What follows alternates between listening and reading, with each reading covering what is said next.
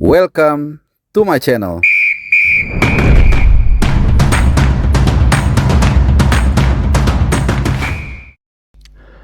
Halo, salam sehat dan juga selamat hari Selasa buat teman-teman semua dari Sabang sampai Merauke, dari Pulau Mianga sampai dengan Pulau Rote. Bahkan juga kalian yang di luar negeri, mudah-mudahan dalam keadaan sehat, bahagia, dan tentunya untuk menambah, kali ini bukan kebahagiaan tapi kebingungan. Ya, aku baru dapat kabar. Mungkin sebagian kalian juga sudah mendengar, tapi gua akan bahas dari sudut pandang gua ya. Jadi ada berita terkait dengan pemindahan venue kualifikasi Piala Dunia 2026 round ketiga, di mana Indonesia itu di partai home perdana itu akan menghadapi Australia Socceroos pada tanggal 10 September 2024 ya. Jadi nggak lama lagi, mungkin satu bulan 4 hari lagi di Gelora Bung Tomo. Nah, ini informasi terakhir yang kita semua dapat dan semua kita tahu. Alasannya apa saat itu memang dipilih Gelora Bung Tomo? Ada dua alasan utama ya, tapi yang kedua ini udah nggak relevan lah. Yang pertama itu adalah karena Gelora Bung Karno itu akan dipakai untuk hajatan, kalau nggak salah Paus ya, Paus datang, sehingga harus dipindah venue-nya, yang dipilihlah Gelora Bung Tomo. Yang kedua adalah alasan soal rumput, tapi memang tidak terlalu relevan karena rumput di GBK itu sudah diperbaiki, walaupun kelihatannya cara perbaikinya itu agak tradisional ya, dicangkul, ditanam satu-satu pakai gerobak. Tapi anyway, ada kabar mungkin 6-12 jam terakhir ya, ini gua rekam jam 11 siang tepat teman-teman ya, hari Selasa. Tiba-tiba ada informasi venue itu dirubah ke Gelora Bung Karno. Nah, gua nggak mau berdebat sih sebenarnya soal gue senang atau enggak. Ya jujur kalau gue lebih senang ya, karena gue tinggal di Jakarta, lebih gampang. Tapi kalau menurut gua ini juga aneh ya, karena gini teman-teman ya, ini gua baca pertama kali justru di timelinenya Instagram Socceroos ya, tim nasional Australia. Jadi lagi gue iseng-iseng ada notifikasi, terus loh kok dia umumin di GBK.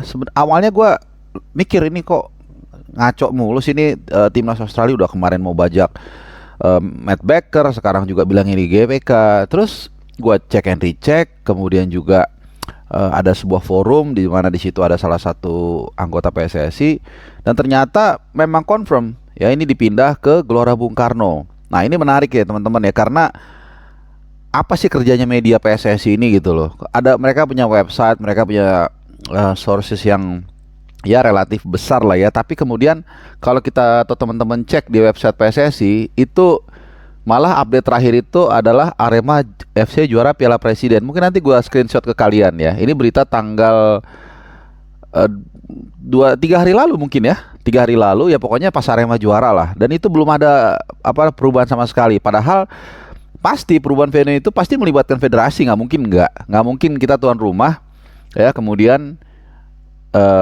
tamu yang memindahkan gitu, pasti ada konfirmasi ke kita, nggak mungkin nggak. Ya biasanya kita umumkan ke AFC dan juga kita menotifikasi ke calon lawan kita supaya mereka juga bersiap kan. Ya mungkin contoh ya kayak gini, mungkin tim nasional Australia udah beli tiket mungkin ya ke Bali ya, tapi dengan perubahan ini mereka harus merescheduling tiket, merescheduling hotel dan sebagainya. Jadi kok nggak diupdate gitu, apa susahnya ya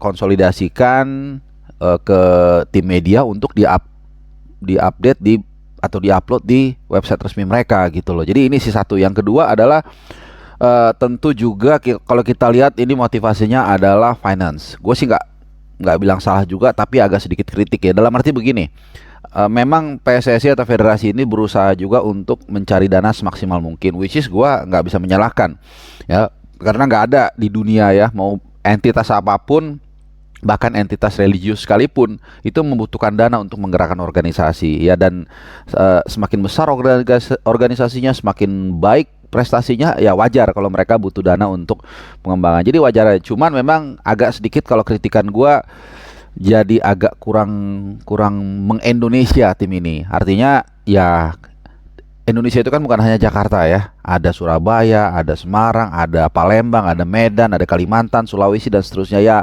Ya Mbok, dalam 3 tahun 4 tahun sekali itu timnas main entah di Batakkan, entah di Gianyar atau apa gitu kan, boleh aja gitu. Dan ini hipotesisnya berbanding terbalik dengan China. Nah, kita kemarin rame-rame mengkritik, menuding, menghujat mereka, ya, karena dianggap sengaja memindahkan venue-nya ke Qingdao. Ya, walaupun sebenarnya kalau dari untuk fans Indonesia ini gak ada masalah ya, bukan direct flight, tapi flight ke sana itu gampang.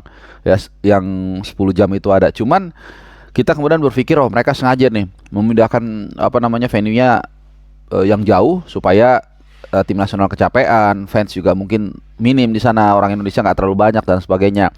Tapi kalau gue lihat, memang Cina ini kelihatannya sengaja menyebar venue di round 3 nanti itu sebanyak mungkin. Karena kalau kita lihat, itu mereka selalu berbeda-beda ya tiap pertandingan itu. Contoh, di pertandingan pertama home mereka akan menjamu, kebetulan kita ya, pertama mereka home-nya bukan lawan kita, tapi lawan Saudi Arabia atau Arab Saudi, yaitu di Dalian. Nah, Dalian ini kalau kita lihat letaknya itu udah berbatasan dengan Korea Utara, nggak jauh lah. Itu mungkin stadion yang representatif China yang paling dekat dengan Korea Utara. Nah, kemudian di pertandingan berikutnya, ketika China menjamu kita atau Indonesia, itu mereka akan bermain di Qingdao. Ini di pinggir pantai juga. Jadi ini beda jauh lah gitu ya.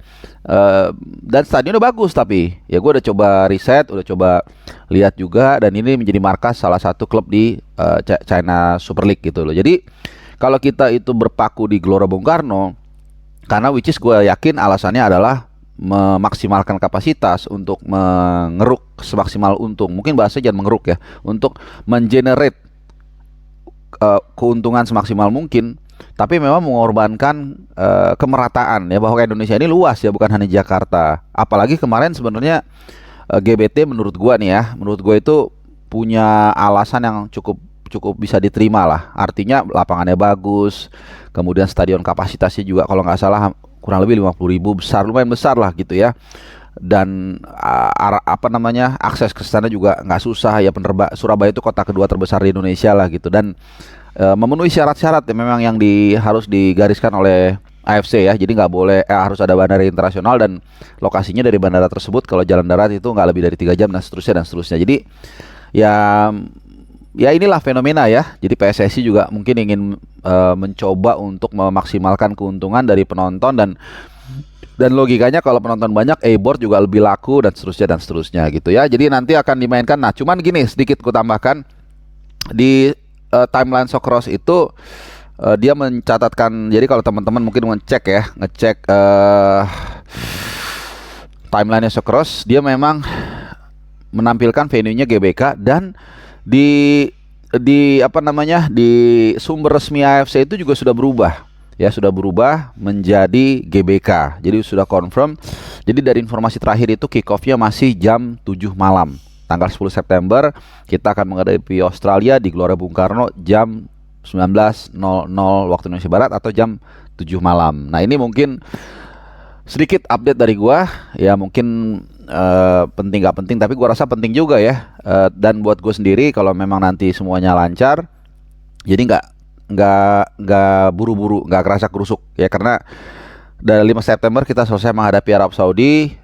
Dari Jeddah ya tanggal 6 pasti gue langsung balik ke Jakarta, jadi nggak perlu lagi ngejar pesawat atau kereta ke kemana, ke Gelora ke Surabaya atau ke GBT. Jadi langsung di Jakarta. Kalau buat gue agak lebih mudah, tapi mungkin buat teman-teman di Surabaya atau Jawa Timur pasti kecewa. Dan mungkin teman-teman yang sudah pesan hotel, pesan mungkin penerbangan dari berbagai kota di luar Surabaya kan ke Surabaya juga, ini pasti kecewa, dan juga mungkin tiketnya hangus atau akomodasinya juga hangus. Gua nggak ngerti, mudah-mudahan bisa di-refund ya. Oke.